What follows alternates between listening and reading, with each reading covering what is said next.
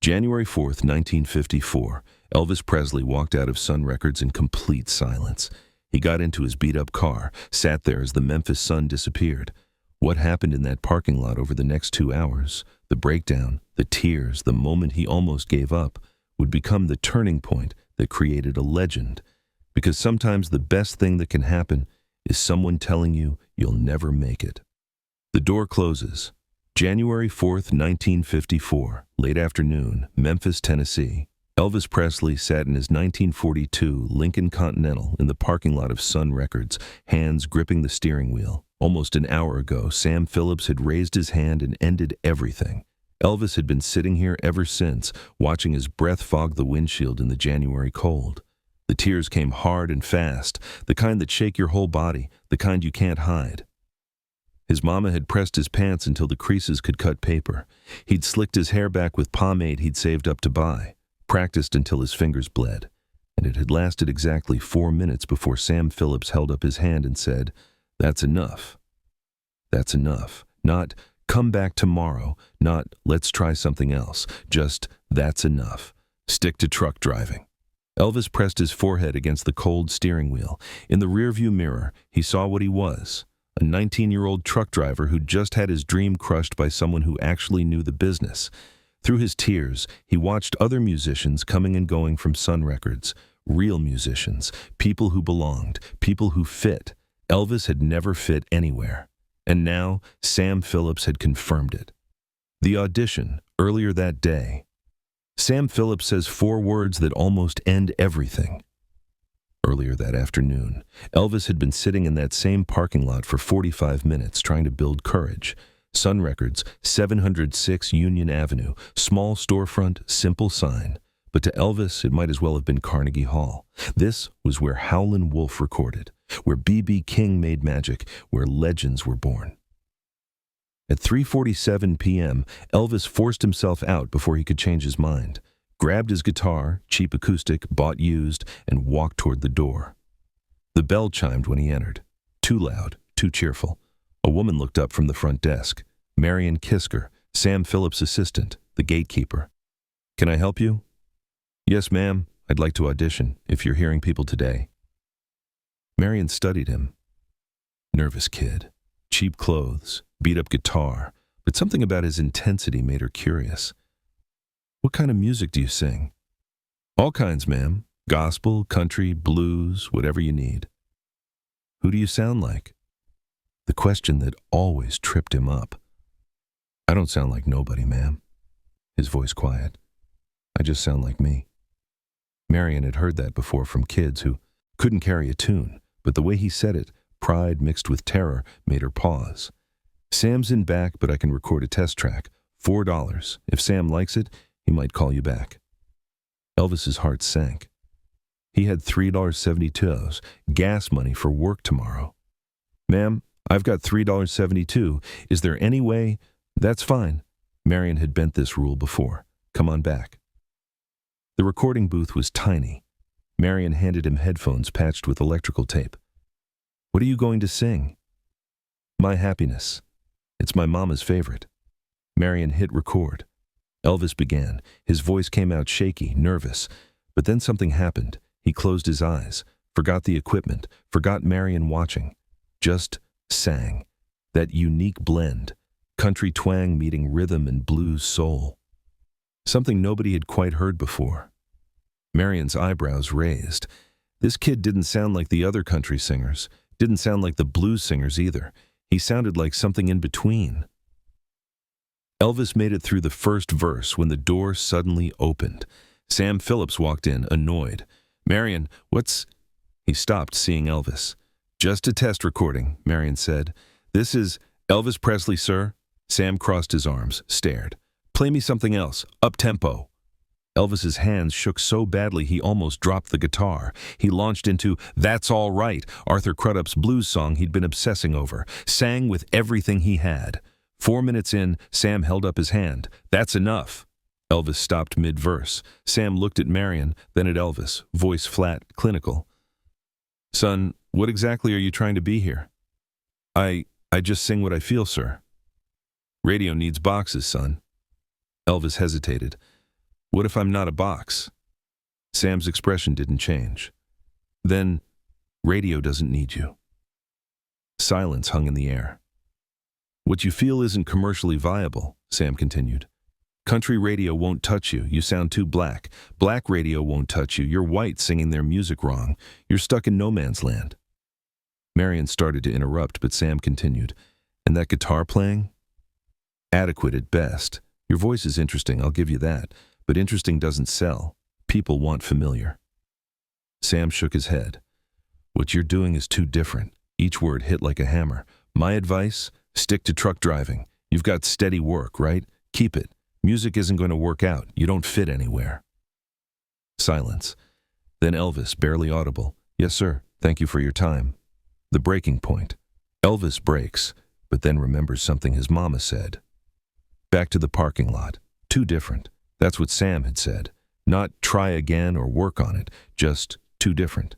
Elvis had spent his whole life being told he was different. The two-room house in Tupelo with no electricity, the Lauderdale Courts housing project, working since age 11 just to help his mama buy food. But he'd always had music. Music made sense. When he sang, the differences didn't matter, until now. Until a professional confirmed what Elvis had always feared. Being different wasn't special. It was a curse. Elvis cried until his throat hurt and his eyes burned. Then, as darkness settled over Memphis, something shifted. He lifted his head, looked in the rearview mirror, looked awful. But underneath the red eyes, he saw something else. His mama's face the day she'd scraped together money for that guitar, gone without groceries for a week, the lunch lady who'd fed him for free when his family couldn't pay, the mechanic who'd given him odd jobs so he could buy guitar strings, every person who'd believed in him, and Elvis got angry.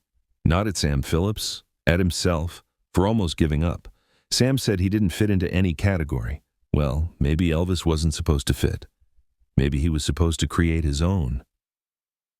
Elvis started the car, engine coughing in the cold, and drove to his parents' apartment, Gladys's kitchen.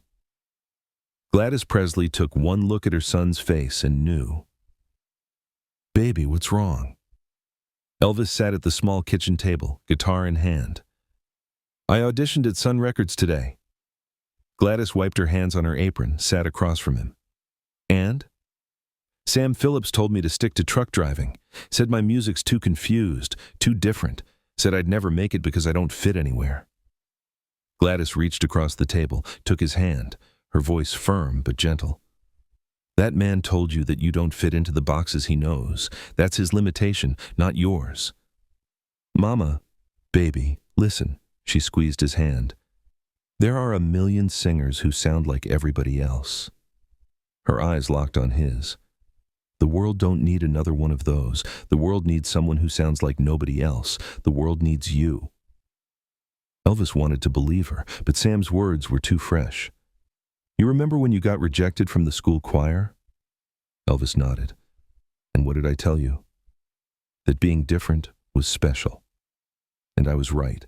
You didn't need their choir. You've been making your own music ever since. She paused. This is the same thing. Sam Phillips don't see what you are yet, but that don't mean what you are isn't valuable. It just means he's not ready to understand it. Gladys's voice softened. Every time somebody tells you no, you use that as fuel. You prove them wrong. That's what strong people do, baby. They turn pain into power. The notebook. That night, Elvis walked to the corner store, bought a small notebook for 50 cents. On the first page, he wrote Sam Phillips's words, too different, doesn't fit anywhere, stick to truck driving. Underneath, his response, I'll show you what different can do. He kept that notebook in his pocket from that day forward. Every time he felt like giving up, he'd pull it out and read those words. A reminder, a promise, a fire, the second chance. 5 months later, the phone rings, but Sam doesn't remember him. 5 months passed. Elvis didn't give up, kept practicing, playing local venues, singing on amateur radio shows, kept developing that sound Sam had dismissed. June 26, 1954. The phone rang. Is this Elvis Presley? Yes, ma'am. Marion Kisker from Sun Records. Sam's looking for a singer for a session tomorrow night. I remembered you from January. Interested? Elvis almost dropped the phone. Yes, ma'am. When? 7 o'clock.